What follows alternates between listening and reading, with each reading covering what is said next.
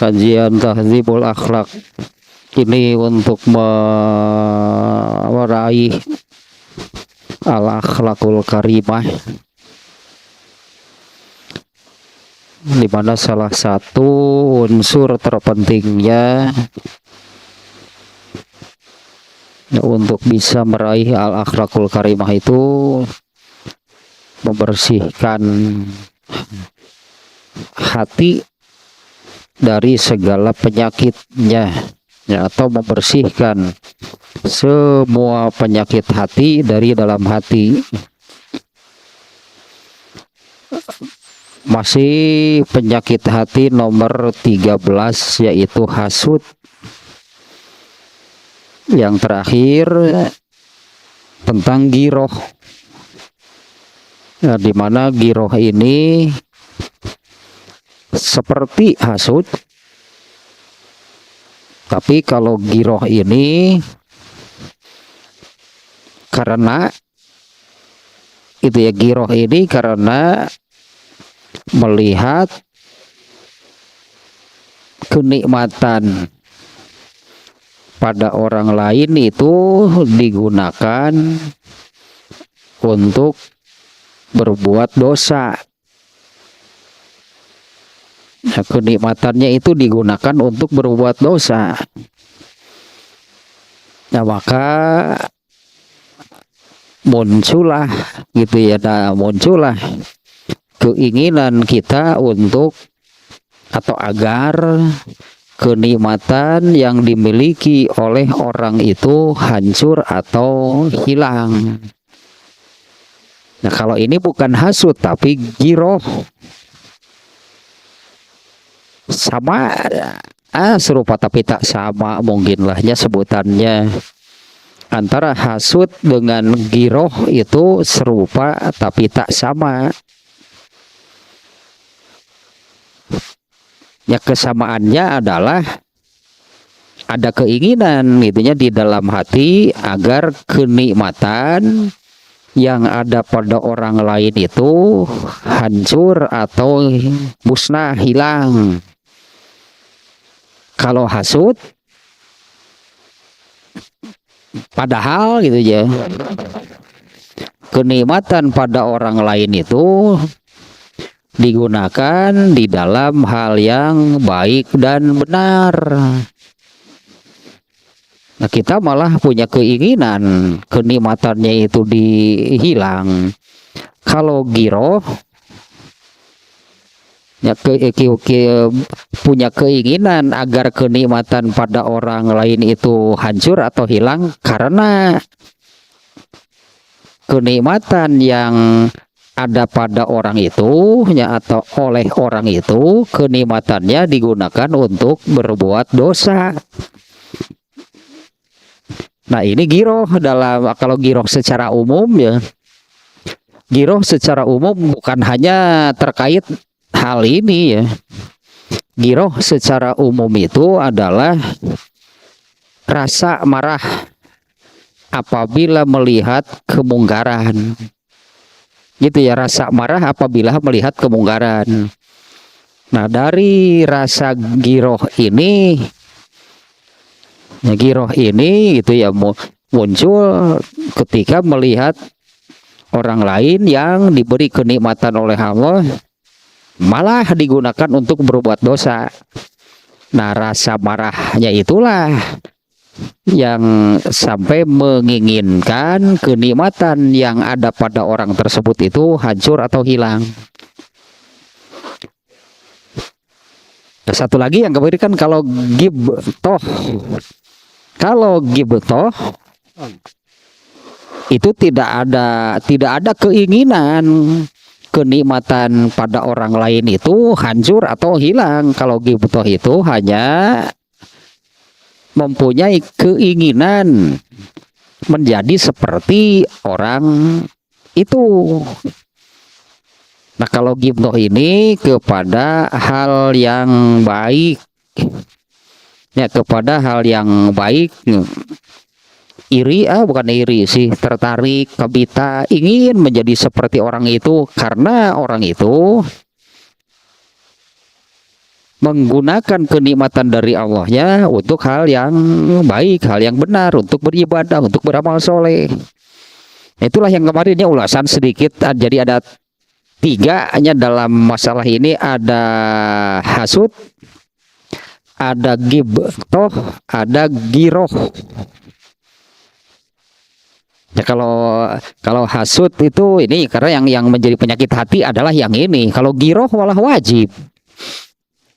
Giroh itu malah wajib ya. Secara umum malah giroh tadi seperti itu maknanya ya. Giroh itu adalah rasa tidak suka gitunya, benci, marah apabila melihat kemungkaran. Itu harus dimiliki oleh setiap orang yang beriman. Ya kalau giroh itu yang demikian ya. Rasa tidak suka, benci, ya bahkan marah itu ketika melihat kemungkaran. Nah, kalau hasud itu ciri-cirinya gitu lah. Hasud itu cirinya muncul perasaan nggak enak di dalam hati ketika melihat orang lain mendapatkan kenikmatan. Atau mana yang kedua kan hasud itu ada perasaan, ada keinginan di dalam hati agar orang lain tidak diberi kenikmatan. Tata ciri nah hasud masuk tegenah ningali batur menang milik. Nah, tata ciri hasud mah itu kemunculan hasud itu ya muncul rasa, muncul perasaan demikian. Ya perasaan nggak enak ketika melihat orang lain mendapatkan rezeki, mendapatkan kenikmatan. Atau ulasan sedikitnya tentang tiga yang ternyata ada dalam hal yang sama, hasud, ghibtoh, dan giroh. Kita lanjutkan nih, bukan judul barunya, subjudul dari hasud.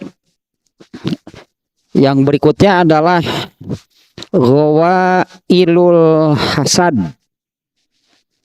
malapetaka lah, persisnya demikian ya. Bencana malapetaka artinya keburukan nih ya, bencana malapetaka celaka ya, ghawailul hasad ya. Malapetaka persis istilahnya malapetaka nih yang karena hasud nih. Semuanya ada 8. Berat nih ya ternyata kalau ada hasud. Nah inilah nih malapetaka yang akan muncul, yang akan didapatkan. Ya dengan adanya hasud ini ada 8 bencana, 8 macam malapetaka, celaka gitu ya karena hasud. Yang pertama ifsadut ta'ah, merusak. Nah ini hasud itu merusak ketaatan. Nah, hasud itu merusak ketaatan. Ada mudahnya seperti ini ya. Karena hasud itu kan merasa nggak enak, marah bahkan itulahnya, merasa nggak enak, ada perasaan benci, perasaan marah ketika melihat orang lain mendapatkan kenikmatan, mendapatkan rezeki. Nah, kalau hal ini tentu kan jelas ada kaitan dengan Allah, karena yang memberi rezeki itu adalah Allah. Seperti pelaku pertama hasud itu adalah iblis. Dia hasudnya kepada Nabi Adam. Tapi kan munculnya hasud pada diri iblis kepada Adam itu kan terkait dengan Allah memerintahkannya sujud kepada Adam. Terkait perintah itu gitu ya, sampai muncul hasud pada diri iblis. Artinya sebelumnya nggak ada. Sebelumnya nggak ada perasaan benci, marah gitunya kepada Nabi Adam. Setelah Allah memerintah iblis sujud kepada Adam, muncullah hasud pada diri iblis kepada Adam. Nah, ini karena munculnya hasud itu karena ada perintah dari Allah yang demikian. Jadi mau tidak mau nih, karena ini bencana sangat besar, ini sebetulnya nih malapetaka sangat besar. Dan pasti artinya ini ya, selama ada hasud di dalam hati, sulit untuk taat kepada Allah. Ya selama ada hasud di dalam hati, ya susah mau taat bagaimana. Nah seperti ini nih alurnya nih. Ya seperti contoh tadinya iblis hasud kepada Adam. Sejak kapan? Sejak Allah memerintahkannya sujud kepada Adam. Nah, ada kaitan dengan Allah berarti. Kalau Allah tidak memerintah seperti itu, enggak ada. Sebelumnya tidak ada. Di dalam diri iblis hasud kepada Nabi Adam itu enggak ada.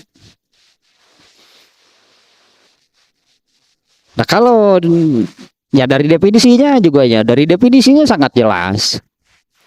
Tamanni zawalin nikmatillah. Tamanni zawalin nikmatillah an ahadin. Ini kan definisi hasud demikian. Ada keinginan hilangnya kenikmatan dari Allah yang ada pada seseorang. Nah, secara tidak langsung, ya secara tidak langsung, seperti iblis juga, dia secara tidak langsung menuduh Allah itu salah. Kalau iblis nih, ini secara tidak langsung demikian ya, menuduh Allah itu salah. Secara tidak langsung iblis menuduh Allah salah menetapkan perintah. Ya, Allah salah menetapkan perintah demikian. Nah, kalau sudah demikian, ya kalau sudah menuduh, nih benar nih jadinya tuduhan. Kalau sudah menuduh Allah itu salah, artinya pada Allah itu ada kelemahan, pada Allah itu ada keburukan. Nah kalau sudah seperti itu, mana mau jadinya untuk taat kepada Allah, karena kan menurut dirinya Allahnya juga salah. Kalau dalam hal ini kan terkait kenikmatan, terkait rezeki. Jadi secara tidak langsung tuduhannya itu adalah Allah itu salah, atau Allah itu tidak becus mengatur rezeki. Nah itu yang secara tidak langsung yang akan menjadi alasan, menjadi yang menjadi pemicunya, yang menjadi landasannya untuk tidak taat kepada Allah. Nah karena secara tidak langsung demikian berarti menuduh Allah itu salah, menuduh Allah itu tidak benar, tidak becus mengatur, menetapkan urusan rezeki. Kan seolah-olah demikian ya. Kenapa Allah memberikan rezeki itu kepada si Anu, bukan kepada saya? Nah maka hal itulahnya yang secara tidak langsung ya, secara tidak langsung jadinya secara tidak langsung, mau tidak mau, orang yang ada hasud di dalam dirinya, dia itu telah menuduh Allah, ya telah menuduh Allah salah, telah menuduh Allah itu tadilah kalau ini kan terkait dengan kenikmatan dan rezeki ya. Artinya dia menuduh Allah itu tidak benar, Allah itu tidak becus itu mengatur, menetapkan urusan rezeki. Inilah akibatnya ifsadu ta'ah. Berat nih ya, ini nomor satu nih, ini benar-benar malapetaka nih kalau sudah seperti ini. Karena ini akan bertentangan, jadinya bertolak belakang. Bahkan ya dengan hal yang paling mendasar, yaitu dalam hal ini yang saya katakan ini bertentangan, bertolak belakang dengan hal yang paling mendasar. Dalam hal ini yang saya maksudkan hal paling mendasar itu adalah tujuan, maksud Allah menciptakan manusia itu adalah agar beribadah kepada Allah. Dimana yang namanya kalau seseorang itu beribadah kepada Allah berarti dia taat kepada Allah. Ya, kalau seseorang itu beribadah kepada Allah, artinya dia itu taat kepada Allah. Inilah maksud Allah menciptakan manusia dan jinnya di ayatnya kan. Bertentangan itu dengan hal yang paling mendasar. Rusak, menurun artinya. Jadi selama ada hasud di dalam hati maka sulit, berat untuk taat. Malah yang disebutnya ketaatan yang ada pun bisa terkikis. Ketaatan yang ada pun bisa terus menipis, terus menurun. Karena ya itu masalahnya gitu kan. Karena secara tidak langsung dia menuduh Allahnya salah. Dia menuduh Allah itu ada kekurangan, kelemahan. Seolah-olah dia mengatakan ngurus lukiwa itu balik. Seolah-olah dia mengatakan demikian kepada Allah. Ngurus lukiwa itu balik. Karena yang diurus oleh Allah itu kan seluruh alam raya itu kan Allah yang mengurusnya, yang memeliharanya. Urusan Allah itu sangat banyak. Yang diurus oleh Allah itu seluruh alam raya. Dari hal yang terbesar sampai hal yang terkecilnya. Itu Allah yang mengurusnya. Salah satunya adalah urusan memberi rezeki. Ya, salah satu urusan Allah itu adalah memberi rezeki bagi kepada semua makhluknya. Nah, orang yang hasud itu secara tidak langsung atau mau tidak mau dia telah menuduh Allah demikian. Ngurus rezeki itu terbalik. Wah, itu kumaha ngurus alam raya. Ari nu kitu wae ku salah mah. Ini kecelakaan gitulah, bukan kecelakaan, celaka gitulah, betul-betul celaka nih. Ini betul-betul menjadi bencana gitunya bagi seseorang nih, celaka, bencana, betul-betul jadi malapetaka. Yang pertama, bentuk celakanya, malapetakanya adalah ifsadu ta'ah. Hasud itu akan merusak ketaatan. Padahal secara umum nih, secara umum taat itu berat. Emang kalau mau taat kepada Allah itu gampang? Ya, taat kepada Allah itu sulit, taat kepada Allah itu berat. Buktinya dari semua generasi lah, intinya kita lihat seperti ini nih. Dari semua generasi Nabi, setiap Nabi yang Allah turunkan, umat masing-masing Nabi itu lebih banyak yang taatnya atau lebih banyak yang durhakanya?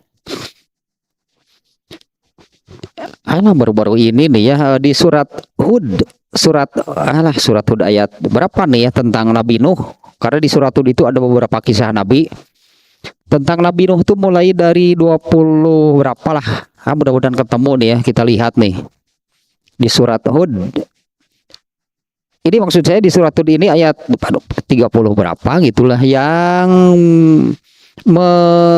ayat yang menyebutkan bahwa yang taat kepada Nabi Nuh, yang kemudian naik kapal Nabi Nuh, itu sangat sedikit. Itu sangat sedikit dibandingkan dengan umat yang tidak mau taat. Itu sejak Rasul yang pertama itu demikian. Artinya kan benar kalau kita menyimpulkan taat itu tidak mudah. Taat itu perkara yang berat. Apalagi kan dengan hadis yang ini nih.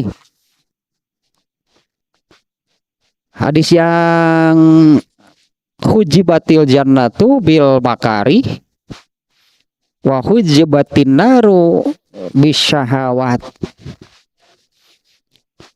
Surga itu ditutupi dengan tirai.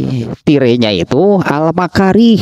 Al-makari itu hal yang dibenci, tidak disukai. Nah, padahal gitu kan, untuk ke surga itu harus melalui al-makari. Hanya dengan al-makari justru. Ya, untuk ke surga itu harus dengan ini, harus melalui gitulah al-makarihnya, hanya dengan al-makarih justru untuk bisa ke surga. Apa sih al-makarih? Al-makarih itu adalah taat. Jadi taat kepada Allah itu sebetulnya hal yang tidak disukai oleh manusia. Makanya gitu kan, al-makarih ini sesuatu yang tidak disukai, dibenci.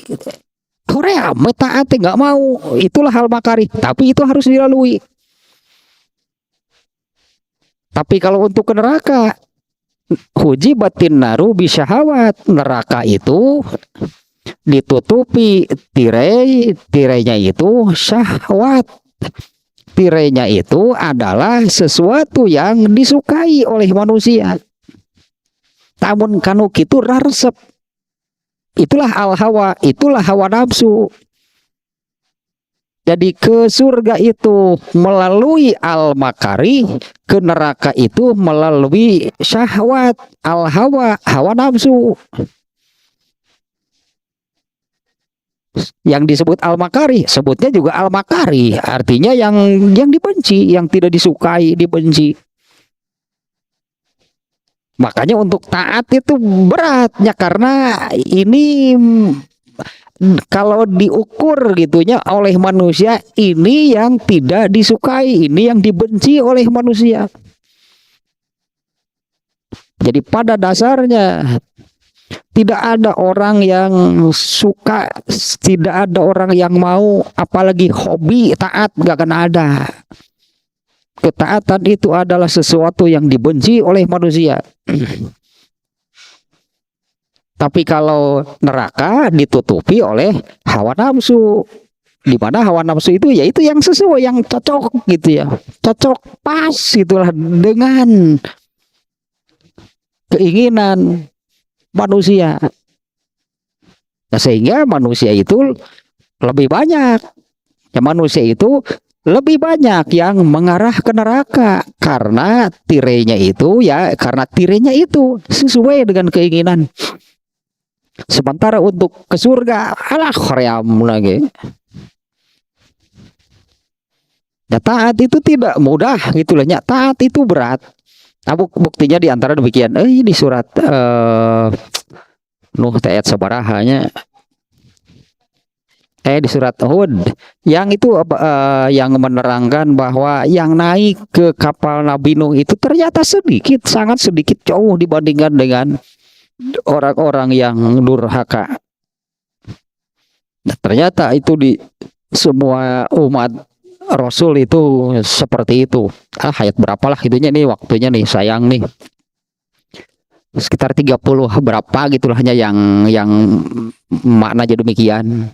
Yang naik kapal Nabi Nuh itu ternyata sangat sedikit. Udah sulit, itunya sudah berat, bisa ditaat. Padahal itu hal yang sulit, hal yang berat ya, secara umum itulah dengan bukti seperti tadi. Itu Allah sudah sampaikan, Allah sudah kisahkan bahwa untuk setiap nabi yang Allah utus itu ternyata sedikit yang taatnya, jauh lebih banyak yang durhakanya. Nah, artinya kan berat, sulit, tidak mudah untuk taat kepada Allah. Bahkan ada yang di dalam hatinya itu ada keinginan, ada kemauan untuk taat kepada Allah, belum tentu bisa, nyage hayang. Belum tentu bisa nih ya taat kepada Allah, meskipun sudah ada kemauan, emang bisa gitu terwujud? Belum tentu.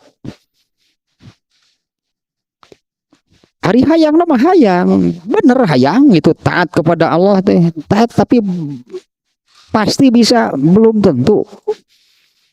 Ya, karena taat itu tidak mudah, karena taat itu berat.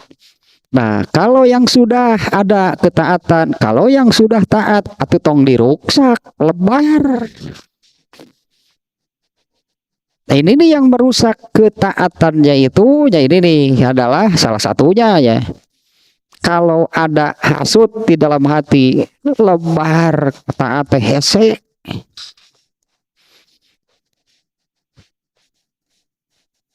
Artinya kalau gitu ya, kalau membiarkan kan jadinya. Kalau membiarkan ada hasut di dalam hati, apa tidak sayang? Ya gitu, nah terlebar gitu. Iya, ketaatan itu hal yang tidak mudah, yang tidak semua orang bisa. Tidak semua orang memiliki ketaatan kepada Allah. Nah, yang sudah ada ketaatan malah dirusak. Semestinya kan ketaatan itu terus ditingkatkan setinggi-tingginya. Artinya semestinya demikian ya, ketaatan yang sudah ada itu terus ditingkatkan setinggi-tingginya. Nah, kemudian banyak ya yang akan merusak ketaatan seseorang itu banyak. Ini salah satunya kan, apabila ada hasut. Hal yang lain ya yang akan merusak ketaatan seseorang, kebetulan nih baru kemarin ya di dalam di kajian At-Tafsirul Munir tentang istidraj. Istidraj itu diazab, disiksa oleh Allah secara berangsur. Sedikit demi sedikit azabnya itu diberikan, tapi orangnya tidak merasa bahwa dia itu sedang disiksa oleh Allah secara berangsur, secara perlahan. Yaitu orang yang kena istidraj itu ya. Orang yang kena istidraj itu adalah orang yang hal keduniaannya oleh Allah dinaikkan. Kekayaannya terus oleh Allah diberi semakin banyak, kekayaannya terus oleh Allah diberi semakin banyak. Untuk di dunia nih ya, dalam arti seperti ini, ketika di dunia nih kekayaannya terus oleh Allah ditambah. Mungkin namanya oleh Allah ya, oleh Allah itu namanya kata bukan oleh Allah ya, namanya menjadi terkenal. Status sosialnya tinggi di mata sesama manusia sebagai orang yang terpandang dan terhormat. Nah, oleh Allah itu diberi hal-hal yang demikian ketika di dunia, tapi dengan semakin banyak diberi oleh Allahnya, semakin banyak diberi hal-hal yang demikian, justru ketaatannya itu semakin turun. Nah, ini diantara hal yang bisa menurunkan ketaatan itu adalah Apabila oleh Allah dikondisikan demikian, hartanya diberi semakin banyak, artinya itu harus hati-hati. Kalau bahasa Sundanya, emang Allah menyayangi mencek urang mah ari Allah mereka itu teh jeung kanyaahna teh ya memberikan itunya apa namanya harta semakin banyak teh bahasa Sunda mah gitulah. Iya teh Allah teh mere teh jeung kanyaahna teh bukan, ternyata orang Sunda bilang itu Allah nyungkun, disungkun ku Allah teh gampang teh gitulah. Kekayaannya terus semakin bertambah, status sosialnya tinggi, menjadi orang yang terhormat, terpandang dalam tanda kutip di sini nih ya, terhormat terpandangnya di mata sesama manusia, iya. Tapi dengan kondisi seperti itu ketaatannya malah semakin turun. Nah ini diantara aninya yang bisa menurunkan ketaatan seseorang kepada Allah kalau kena oleh istidraj. Eta mah jelas kebodohan lo gitu mah. Karena orang yang kena oleh istidraj itu tidak akan merasa bahwa dia sedang disiksa oleh Allah secara berangsur, secara perlahan. Justru dia malah merasa dimuliakan oleh Allah. Ya justru dia merasa dimuliakan oleh Allah, merasa oleh Allah itu disayangi. Coba lihat saya ini tuh, saya oleh Allah begitu dimudahkan, berusaha dia mah lancar, bati gede wae. Ya sehingga kan menjadi orang yang ya terpandang, terhormat di mata sesama manusia. Padahal ketaatan orang ini malah semakin berkurang. Jarang justru orang yang menyadari bahwa dirinya itu kena oleh istidraj. Nu aya mah justru aing teh oh saya coba Allah kurang sayang gimana kepada saya. Segala dimudahkan tanpa melihat ketaatan dirinya kepada Allah itu bagaimana. Nah ketaatannya semakin berkurang. Eta nu keur dipuncit ku peso mintul tinu kitu tah. Tuluy dikitu-kitu dia ada mal ngerasa moal dasar bodoh teh kan, justru kan manusianya malah merasa Allah menyayanginya. Allah memuliakannya dengan cara demikian. Nah ini yang orang yang kena istidraj mah eta mah pasti bodoh, eta mah karena menilai azab dari Allah itu justru sebagai satu kemuliaan, kenikmatan bagi dirinya.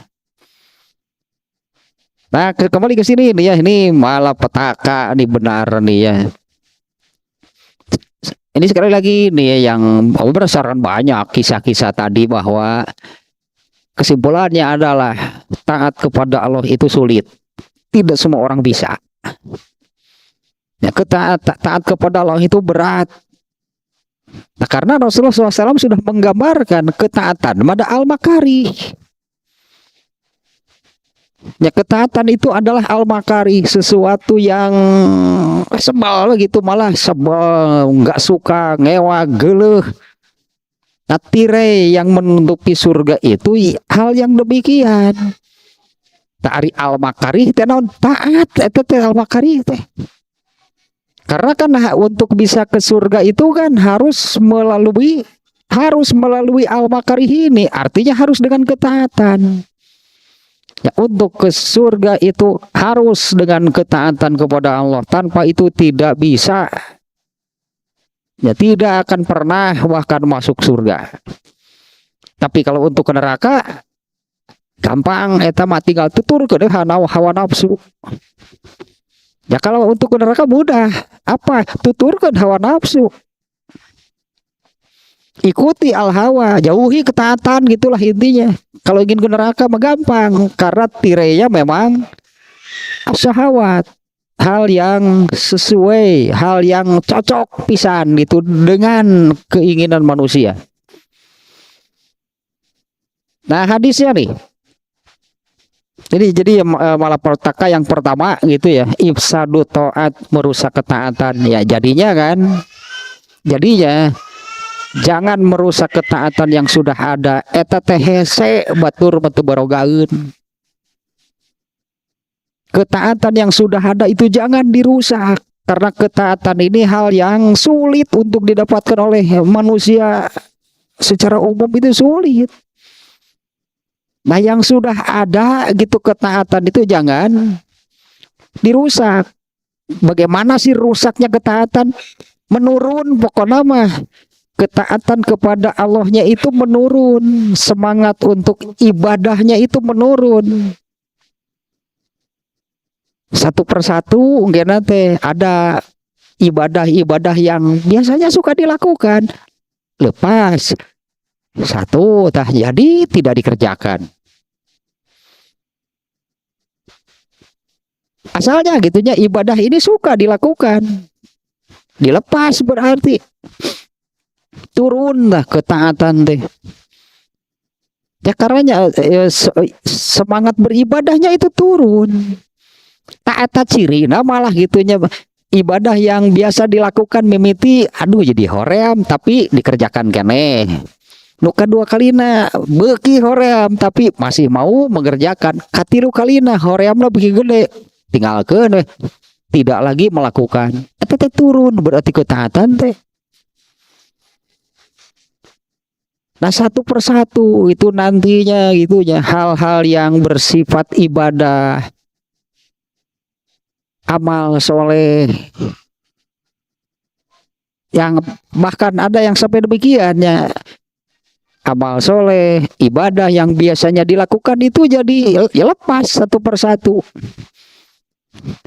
Tungtung nama tinggal nu wajib na wungkul weh. Akhirnya hanya mengerjakan yang wajibnya saja. Bisa jadi nanti yang wajibnya pun nah, karena ketaatannya kan terus menurun. Rusak berarti ketaatannya. Nah, salah satunya ini penyebabnya karena di dalam hatinya ada hasud.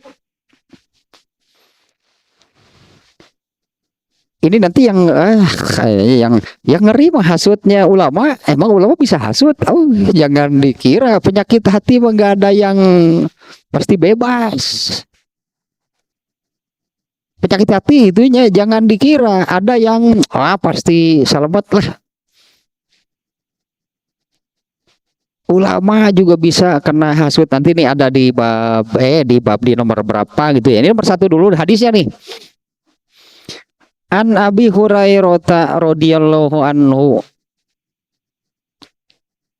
qala Rasulullah sallallahu alaihi wasallam iyyakum wal hasada fa innal hasada ya'kulul hasanati kama ta'kulun narul hatab. Nah, ini dalilnya yang ini. Ya, iyyakum dari Abu Hurairah, semoga Allah meridhoinya. Rasulullah sallallahu alaihi wasallam bersabda, iyyakum wal hasada. Jauhkanlah, nah, iyyakum wal hasada itu ya, maknanya adalah jauhkanlah, selamatkan diri kamu dari hasud. Jauhkan diri kamu dari hasud. Bersihkan gitulah. Itu ada sekitar itulah ya. Bersihkan, selamatkan, jauhkan diri kamu dari hasud. Fa innal hasada ya'kulul hasanat. Karena hasud itu akan memakan al hasanat amal soleh. Kama ta'kulun narul hatab. Sebagaimana api membakar kayu. Nah, berarti ini jadi ada 2 nih dari hal ini. Kalau dari redaksi hadisnya, fa innal hasada ya'kulul hasanat. Hasud itu akan memakan, membakar, menghanguskan, memusnahkan al hasanat. Ini maknanya bisa jadi 2. Apakah amal soleh yang belum dikerjakan, atau amal soleh atau kebaikan yang sudah dikerjakan. Artinya kalau amal soleh yang sudah dikerjakan, berarti kan ini sudah jadi pahala, berarti kan sudah jadi pahala. Karena yang tadi yang kayak balik lagi ke dasar deui dari nu kumaha ge nya pasti ngait na kana udah da moal henteu.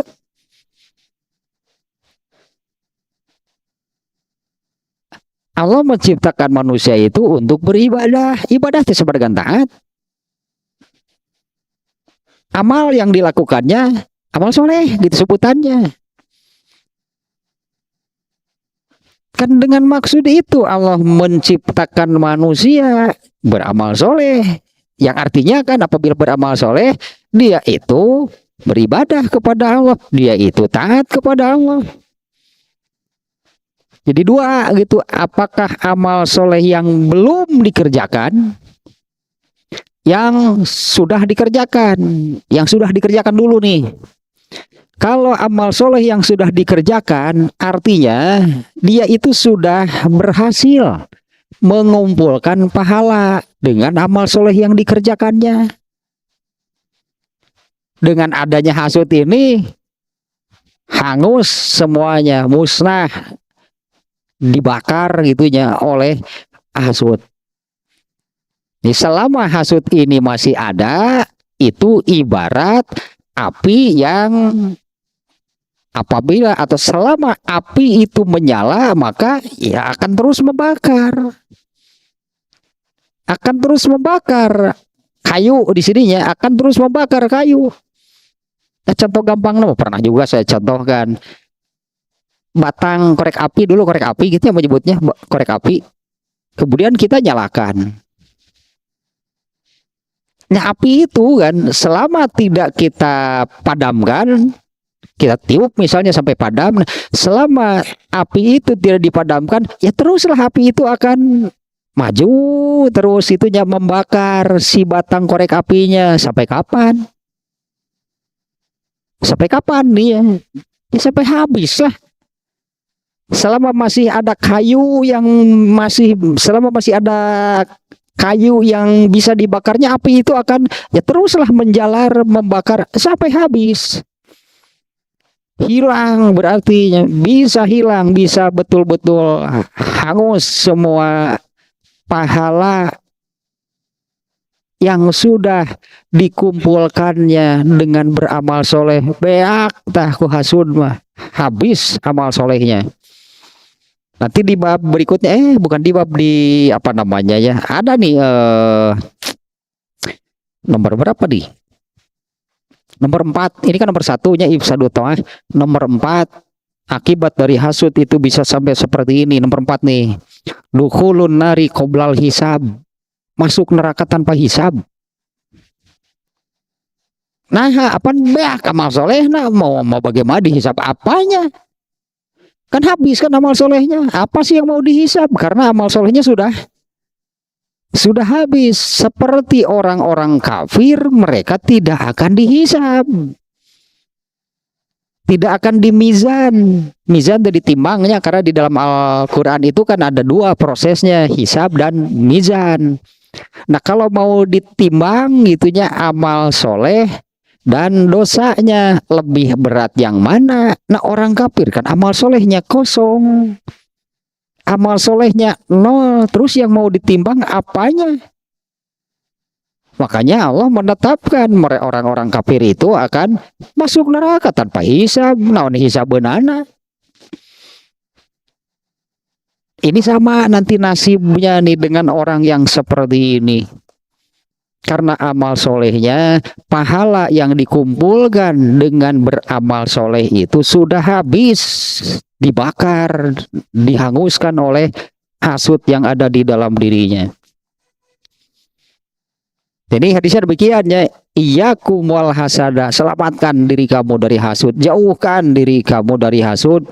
Fa innal hasada ya'kulul hasanat, karena hasud itu artinya kan selama ada hasud di dalam hati, maka si hasud itu akan membakar, menghanguskan kebaikan-kebaikan. Rasulullah menganalogikannya dengan seperti api membakar kayu, kan tidak sekaligus, tapi selama gitu kan, tapi api itu selama tidak dipadamkan, api itu akan terus terus membakar. Coba kalau buru-buru ditiup dipadamkan, kan masih ada batang korek api kayunya yang belum terbakar karena apinya keburu dipadamkan, dimatikan. Nah, kurang lebih demikian. Ya, ini kan gambaran dari Rasul, analoginya seperti itu. Kalau tidak segera dipadamkan, kalau tidak segera dibuang gitulahnya hasut, kalau tidak segera dibersihkan dari dalam hati, inilah malapetaka yang pertama. Tapi hadisnya ini kok tidak menunjukkan rusaknya ketaatan. Ini kan hadis menerangkan bahwa hasut itu akan menghanguskan amal soleh atau pahala yang sudah dikumpulkan dengan beramal soleh, hangus tadi bakar. Nah, makna kedua nih, makanya ini saya katakan ini ada dua nih. Amal soleh yang sudah dilakukan, artinya sudah membuahkan pahala. Nah, si pahalanya ini hangus dibakar.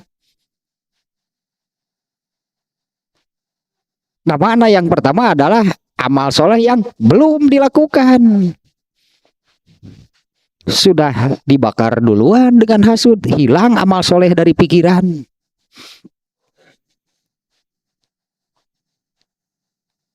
Artinya kan jadi tidak taat kan, karena ada pikiran lagi, ayo we nepi ka riut eta tah panu hasud baki sosok nyeri beuteung.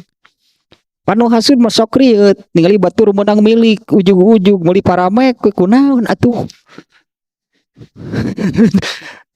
Riut teh sirahna teh. Ya itu kan dari paingannya nuh. Hadis nu ieu teh Allah sih nyebut merek bi aing mah euy. Nyebut merek aing mah dibayar hanteu.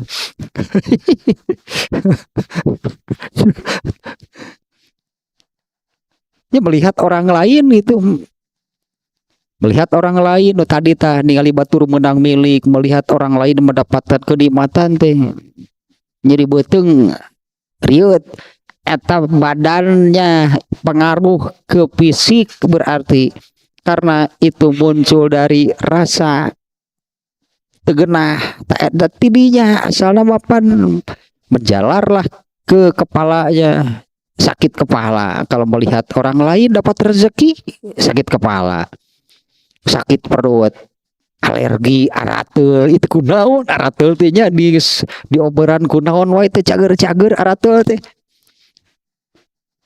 Hese atuh kitu mah ada, karena sumbernya itu dari dalam hati, lain merang ku hileud eta mah. Moal cager tarek di oberan kunaon wae ge. Sumber penyakitnya yang harus dihilangkan, rasa hasut, bener hasutnya dihilangkan, cager da aratul lagi. Alergi itu aratul, mereka siga nuku hileud. Siga nuku merang, siga nuku hileud, kunaon atuh ieu teh? Oh, dina hate geuning penyakitna teh, sumber penyakitnya itu dari dalam hati. Nah, kalau sangat menyita, sebetulnya hal itu sangat menyita pikiran, sangat memberatkan pikiran. Semua pikir karena amal soleh mah, karena dia yang tadi yang di awalnya, karena di dalam dirinya itu sudah secara tidak langsung sudah ada hal yang demikian, yaitu dia menyalahkan Allah. Dalam hal ini kan dia menyalahkan Allah. Mengapa Allah itu memberikan rezekinya kepada orang lain? Mengapa Allah memberi rezeki kepada si anu? Menurutnya bahwa Allah itu salah. Yang menurutnya bahwa Allah itu tidak benar, Allah itu tidak becus mengatur urusan rezeki, itu sudah pasti hilang ketaatannya. Nah ini yang dalilnya yang ini, artinya makanya tadi kan selamatkan diri kamu, bersihkanlah hati kamu, itulah intinya kan ya, jauhkan diri kamu dari hasud. Karena hasud itu akan apa namanya, kalau di sini kan akan membakar, menghanguskan kebaikan. Nah, kalau kebaikan yang sudah dikerjakan artinya kan sudah jadi pahala, habis nanti pahalanya. Nah, kalau untuk kebaikan yang belum dilakukan, nah kebaikan-kebaikan yang apa namanya ya, semestinya terlintas, semestinya datang gitu ke dalam pikirannya, itu sudah dibakar duluan oleh rasa hasud. Gak ada pikirannya ke arah kebaikan. Ya, artinya hasutnya itu akan sangat mempengaruhi ke bagaimana cara dia berpikir. Orang yang hasut gak akan ada pikirannya itu ke arah kebaikan. Nah ini dengan dalil ini bahwa memang sudah dihanguskan kebaikannya oleh rasa hasut yang ada di dalam dirinya. Dan nu datang tenu garoreng kanu hasut mah. Pikiran nanti goreng Bahkan sampai kepada ada keinginan untuk mencelakakan orangnya. Di jelemana barangna atau bener diruksak. Nah, dulu ini contoh juga nih diantaranya Abu Lahab itu hasut kepada Rasulullah SAW. Apa sih yang dilakukan? Di antaranya ya, karena Abu Lahab ini sebetulnya kan tidak berhenti berusaha untuk mencelakakan. Abu Lahab puncaknya malah ingin membunuh. Sampai orang apa namanya, kaum musyrikin, orang-orang jahiliyah saat itu sampai mengadakan rapat yang akhirnya disetujui bahwa mereka itu akan membunuh Rasulullah. Nah, hanya yang jadi masalah kan tidak ada yang berani. Tidak ada yang berani menjadi eksekutornya. Siapa yang akan melakukannya untuk membunuh Rasulullah? Di antaranya yang dilakukan oleh Abu Lahab itu, Abu Lahab suka menebarkan duri, bagaimana di sana paku modenannya duri di jalan yang suka dilalui oleh Rasulullah. Nah inilah karena hasud, bahkan kan pikirannya itu pasti goreng no hasud, nggak pernah orang yang hasud itu berpikir ke arah kebaikan. Nah inilah rusaknya ketaatan. Nah, inilah rusaknya ketaatan seseorang kepada Allah.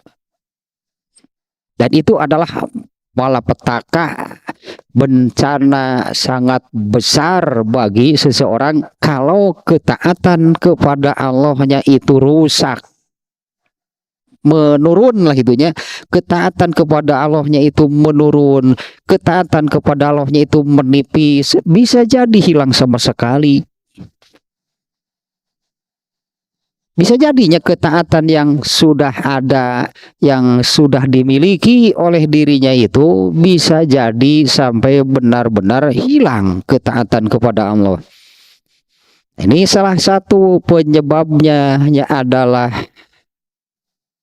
hasud yang ada di dalam dirinya.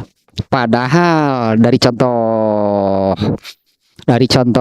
mau yang manapun sama lah. Apakah contohnya tadinya iblis hasud kepada Nabi Adam atau Abu Lahab kepada Rasulullah? Ini hasudnya, mereka ini hasud nih. Dulu saya ingat lah masih TK kene dulu teh, malah di bawah TK keteng Puad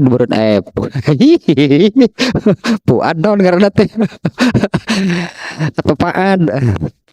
Dulu saya sudah didapat pelajaran itu, ya meskipun dulu hanya sebatas hafalan, kemudian suka ya dulunya oleh guru ngaji. Ini di tempat pengajian dulu, madrasah pengajian anak-anak.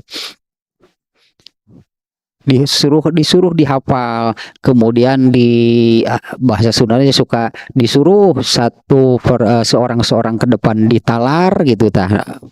Nah, di antaranya yaitu ini pelajaran akhlak dulu nih yang saya dapatkan sejak usia dini mungkinnya. Nah, di antara pelajaran akhlak itu kalimat-kalimat pendek ada di tentang hasud, saya ingat nih, yaitu al hasudu la yasudu, anu hasud tara unggul. Siapa yang menang, iblis atau Nabi Adam? Siapa yang menang, Abu Lahab atau Rasulullah? Nu hasud memual menang tapi kayak rahage. Itulahnya itu pelajaran dulunya, dulu belum ada dapat penjelasan. Hanya suruh dihafal dan sampai sekarang masih hafal. Al hasudu la yasudu, anu hasud tara unggul. Artinya orang yang hasud tidak akan pernah menang sampai kapanpun. Nah, contoh nanu iya jelas. Iblis hasud kepada Nabi Adam, siapa coba yang menang? Emang iblis menang? Kalah besar malah.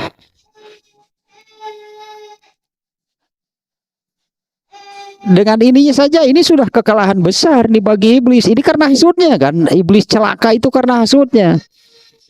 Karena hasudnya itulah iblis kemudian menjadi makhluk yang dikutuk, yang dilaknat oleh Allah. Eta mah kalah besar, beda dengan Nabi Adam yang dimuliakan.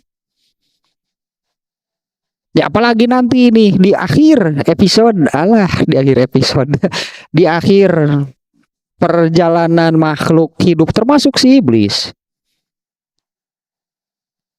Iblis itu akan menjadi yang paling celaka di dalam neraka. Nabi Adam, sebuah nabi itu di surga tertinggi, jelaskan siapa sih yang menang, siapa yang kalah. Kemudian Rasulullah dengan Abu Lahab dengan Rasulullah sama di dunianya. Unus pokoknya diunuskan pokoknya. Abu Lahab juga dikutuk, dilaknat oleh Allah. Apalagi di surat Abu Lahab kan, surat Al-Lahab. Ma'agna anhu maluhu wa makasab. Abu Lahab ini sudah mengorbankan segala-galanya pokoknya untuk berusaha untuk memenangkan gitulahnya pertentangan, permusuhan dengan Rasulullah. Hasilnya apa? Ma'agna anhu maluhu wa makasab, tidak bisa menyelamatkannya semua pengorbanannya. Abu Lahab itu sampai memberikan seluruh hartanya, seorang menepi ke Korea das, nepi ke tinggal kolor. Abu Lahab mah pokoknya mah asal ini untuk peperangan mengalahkan Muhammad. Habis semuanya. Ma'agna anhu maluhu, tidak bisa membebaskannya di neraka. Moal menang, moal hasud mau dipikairahage. Dan nanya kedua eta mah ya kalau merasa Abu Lahab pasti merasa puas ketika dia menabur duri dari di jalan. Ya ketika Abu Lahab itu merasa puas gitu ya, itu tersalurkanlah, terpuaskanlah, terpenuhilah rasa hasutnya dengan melakukan demikian. Tapi ini beliau seorang nabi, seorang Rasulullah SAW, kan diberitahu oleh malaikat Jibril, kade didinya ya cucuk tuh si Abu Lahab tuh cenah etana itu ngelawan nabi, siapa yang akan menang? Nah, secara umum sama, makanya pelajarannya tadinya. Nah, ini kadang-kadang demikian ya. Sebetulnya kan kasihan kan? Kasihan kan Abu Lahab dengan segala usahanya semuanya dilandasi dengan hasud yang diusahakannya. Apa pernah berhasil? Apa pernah menang? Enggak pernah.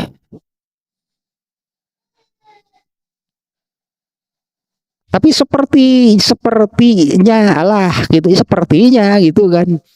Di atas angin, sepertinya mendapatkan kemenangan ketika dia itu bisa gitu melaksanakan, bisa mengamalkan hasudnya. Ya contohnya dengan menabur duri di jalan, rasa itu meninggus menang Abu Lahab gitu. Nah, padahal tanya masih ingat saya dulu masih umur berapa tahun dulunya saya dapat pelajaran 4 tahun asa namanya ngerti itu si hari tamu boro-boro kan gitu ya al hasudu la yasudu, orang hasud itu tidak akan pernah menang, itulah kalau bahasa Indonesianya, dulu pakai bahasa Sunda sih. Al hasudu la yasudu anu hasud dara ungu. Kasihan sebetulnya karena dengan segala pengorbanannya, dengan segala usaha yang mereka lakukan untuk memenuhi rasa hasudnya itu tidak akan berbuah kemenangan sampai kapanpun. Nah kembali ke sini nih, lalu nih berarti nomor hiji, nomor satu nih, malapetaka bencana yang ditimbulkan oleh rasa hasut di dalam hati itu adalah merusak ketaatan. Nggak ada kaitan dengan orang lain sebetulnya. Kalau si A hasut kepada si B,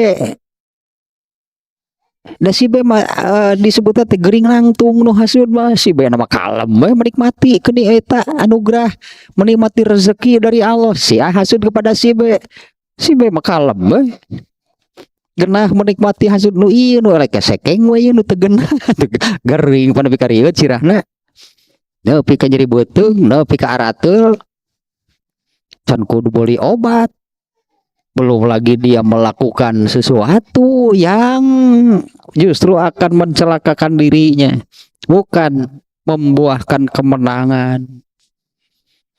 Satu lagi ini dalilnya.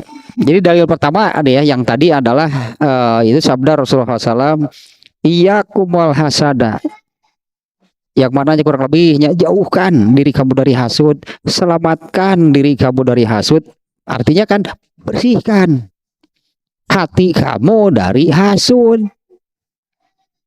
Karena hasud itu akan memakan kebaikan dengan dua makna tadinya. Untuk kebaikan yang sudah dilakukan, maka pahala yang sebetulnya sudah dihasilkan dengan beramal soleh itu akan hangus, akan musnah semuanya. Yang kedua, akan memakan kebaikan itu seolah-olah kebaikan yang akan datang kepada dirinya itu nggak akan sampai. Ya kebaikan teh apa namanya dalam hal ini kebaikan, kesempatan beramal soleh, itulah kesempatan untuk beramal solehnya itu sebelum sampai kepada dirinya itu sudah dibakar lah itu oleh rasa hasud di dalam dirinya.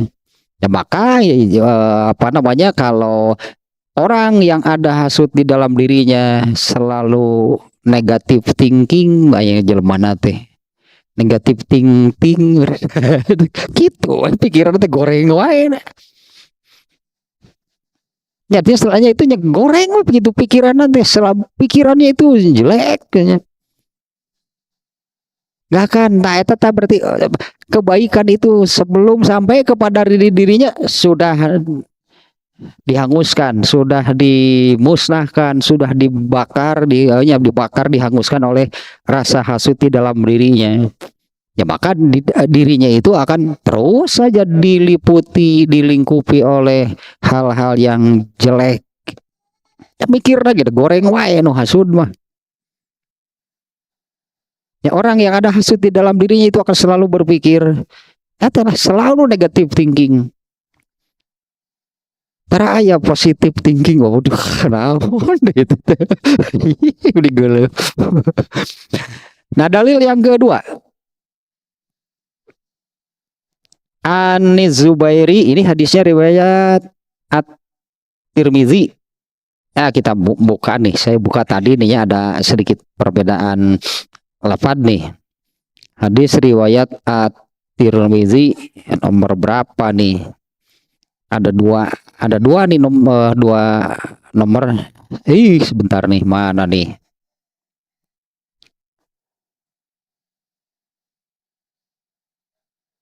Yang ini nih hadisnya nih. Karena Imam At-Tirmizi ini ya menempatkan hadis ini dalam bab nih Ar-Riqaq wal Waro, an Rasulillah SAW. Kita berikok lah kalau di Sahih Bukhari mahnya. Ini hadis seperti ini nih. Rasulullah SAW bersabda, penyakit, bener penyakitnya, penyakit umat-umat terdahulu akan merayap masuk ke dalam diri kalian. Yaitu, nah kalau dalam bahasa Arabnya Rasulullah menyebutkan mana nih? Al hasadu wal bagdau dabba ilaikum daul umami qablakum. Yang akan merayap, merambah, merasuk, itu masuk ke dalam diri kalian penyakit-penyakit umat-umat terdahulu, yaitu hasud dan kebencian. Dan itu akan memangkas, salah bahasa, memangkas lah itu terjemah namanya. Iya, al-haliku, ya memangkas itu, dan itu akan memangkas. Memangkas apa? Memangkas kan mengurangi kan ya, memangkas kan mengurangi. Dan itu akan memangkas. Ini lanjutan sabda Rasulullahnya. Aku tidak mengatakan memangkas rambut. Itu banyak ya hasud memangkas rambut. Banyak lah pasti. Jadi gitu lah, buk sepanjang munculkanlah hasud di dalam hati. Baik buk nanti dipangkas. Aduh, ya Rasulullah SAW lah luar biasa nih.